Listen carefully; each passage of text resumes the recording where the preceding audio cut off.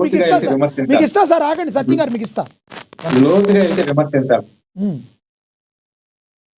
సనాతన ధర్మంలో విడాకులు లేవు.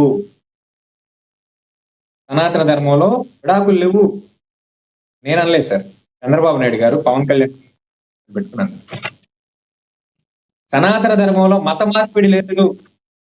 నేను చర్చికి వెళ్ళంగానే బాప్టిజం తీసుకుని, లేకపోతే మసీదుకి వెళ్ళంగానే టోపీ పెట్టుకుని, వాళ్ళు పెట్టిన బిర్యానీ తిని, ఉత్తరప్రదేశ్ ముఖ్యమంత్రి యోగి గారు ఉన్నారండి, ఆయన కూడా ఒక చర్చికి వెళ్ళాడు. లేకపోతే ఆయన ఆన్లైన్ లో ఆయన మసీదుకి వెళ్ళిన వీడియో ఉంది. ఎవరో ఒక ఆయన తీసుకొచ్చి ఆయన నెత్తి మీద టోపీ పెట్టకపోతే, నీ మతాన్ని నేను గౌరవిస్తాను, నీ మతాన్ని నా నెత్తికి ఎక్కించు అని చెప్పి స్మూత్ గా పక్కకు తీసినటువంటి వ్యక్తి. ఆయన నిరంతర కాషాయ బట్టలు తొడుక్కున్నటువంటి సనాతన ధర్మాన్ని పాటించేటువంటి వ్యక్తి. అతను అన్నాడంటే ఓకే, నువ్వు చేయకూడదు కదా. నువ్వు మోడర్న్ ట్రెండ్ లో ఈ రోజు సనాతన ధర్మాన్ని, బీజేపీలోకి చేరిన తర్వాత సనాతన ధర్మం, దానికి ముందు కమ్యూనిజం, దానికి ముందు మాయావతి గారితో పాటు బీసీయిజం. అనక ఇప్పుడు ఈ రాజకీయాలు ఈ రోజు బీజేపీతో ప్రయాణం కాబట్టి సనాతన ధర్మం, రేపు పొద్దున్న బీజేపీ నుంచి బయటకు వస్తే ఏ ధర్మం అనేది మనం చెప్పలేము. ఎందుకంటే అది రాజకీయం. పాలిటిక్స్ అంటే అంతే, వాటర్ మార్కెట్ మారుతూ ఉంటాయి. దీన్నే విమర్శించాల్సిన అవసరం లేదు. జగన్మోహన్ రెడ్డి గారు భక్తు క్రిస్టియన్ అండి, కానీ ఆయన తిరుమల తిరుపతి దేవస్థానానికి వెళ్ళి ఒక్క నిమిషం ఆగండి, అందరూ అంటున్నారు, ఒక్క నిమిషం ఆగండి. ఎస్ సార్, సమయం అయిపోయింది, మీరు చెప్పిన పాయింట్ అర్థమైంది. సచిన్ గారు కంక్లూడ్ చేయండి మీరు. కాంత్ గారు టీడీపీ జనసేన కూటమి ఉండాలి, వైసీపీ లాంటి పార్టీని ఎదుర్కోవాలంటే కూటమి ఉండాలని మొదటి నుంచి సమర్థిస్తున్నామని, రేపు కూడా కూటమి ఉండాలని కోరుకుంటున్నా. అయితే ఆ కూటమిలో జనసేన కూడా స్థానం ఉండాలని మాత్రం వాదిస్తా. రెండోది, పవన్ కళ్యాణ్ విడాకులు సనాతన ధర్మంలో లేదని వెంకటేష్ గారు అంటున్నారంటే మరి ఆయన అజ్ఞానం లేకపోతే వైసీపీలో మీద ప్రేమ తెలియదు. కానీ విడాకులు అనేది భారతదేశ చట్టం కల్పించింది, చట్టం సృష్టించింది. చట్టం వేరు, సనాతన ధర్మం వేరు. ఇంకో విషయం, ఎవరి పార్టీ పవన్ కళ్యాణ్ గారు హిందూ పార్టీ, జగన్మోహన్ రెడ్డి గారు క్రిస్టియన్స్ పార్టీ అన్న తర్వాత చూద్దాం, తర్వాత కూలికి కుట్టి తెచ్చుకుందాం. హిందువులు ముస్లింలు గొడవ కొట్టుకోపోతున్నారు. అది ఇంకా పెరిగితే దేశానికి నష్టం, ఆంధ్రాకి నష్టం, కొన్ని మతాలకు నష్టం. కాబట్టి దాన్ని పరిష్కరించడానికి ట్రై చేయండి. ఆకుమీడి వెళ్ళండి, మీ రాజకీయ పార్టీలు ఎనలిస్టులు అందరూ కూడా ఆకుమీడి వెళ్ళి క్రిస్టియన్స్ కు సంబంధించిన క్రిస్టియన్ మద్దతు శాంతపరచండి, హిందువులకు సంబంధించిన హిందువులు శాంతపరచండి. దాడి చేయడం తప్పు, ముమ్మాటికి తప్పు. ఎవరి దగ్గర ఉన్నా కానీ కర్రలతోటి కత్తులతోటి మేకిలు దాడి చేయడం తప్పు. అటువంటి వాళ్ళని కఠినంగా శిక్షించాలి. రేపు పొద్దున భయపడాలి, ఇంకొకటి దాడి చేస్తారు, హిందూ అవునే క్రిస్టియన్ అవునే. ఆ విధంగా చంద్రబాబు నాయుడు గారి ప్రభుత్వం తీసుకోవాలి. లేకపోతే చేతకాని ప్రభుత్వం కిందే ప్రజలు గమనిస్తారు. ఓకే సార్, మీ అభిప్రాయం అర్థమైంది సార్. లక్ష్మీకాంత్ గారు చెప్పండి చివరిగా.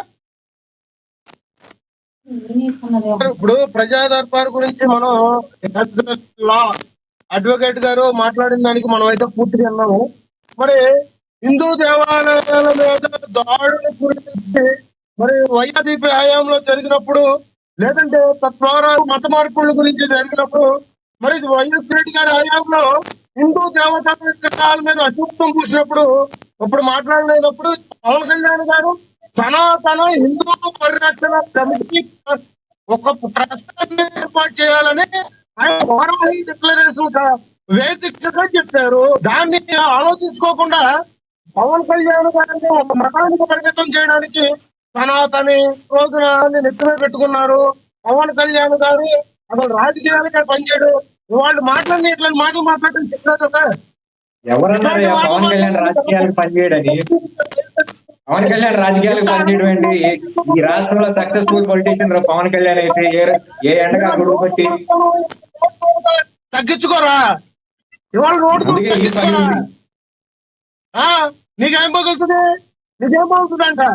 ఆ నల్లగోడ చూస్తే వ్యక్తిగతంగా వద్దు. నేను అన్న మాట ఆపాదించకు. లక్ష్మీకాంత్ గారు వ్యక్తిగతంగా వద్దు.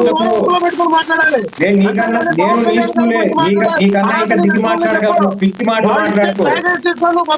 స్టూడియోలో నీకు కట్ల కడతావా? నేను స్టూడియోలో ఉంటే ఇంకో రకం ఉండేదన్నా. సార్ ఆయన అంది వేరు, మీరు అనేది వేరు. స్టూడియోలో ఉన్నది వాయిస్ వినపడతాను. స్టూడియోలో అంటే వాయిస్ వినపడుతున్నాళ్ళండి ఆయన. మీరు వేరే రకంగా మళ్ళీ మీరు మాట్లాడుతున్నారు. వెంకటేష్ గారు ఆయన అన్నది వేరు. స్టూడియోలో ఉంటే నా వాయిస్ వేరు, దానికి ఏం అనలేదు ఆయన. మీరు వేరే రకంగా మాట్లాడుతున్నారు. రైట్ కట్టపోయేవారు నువ్వు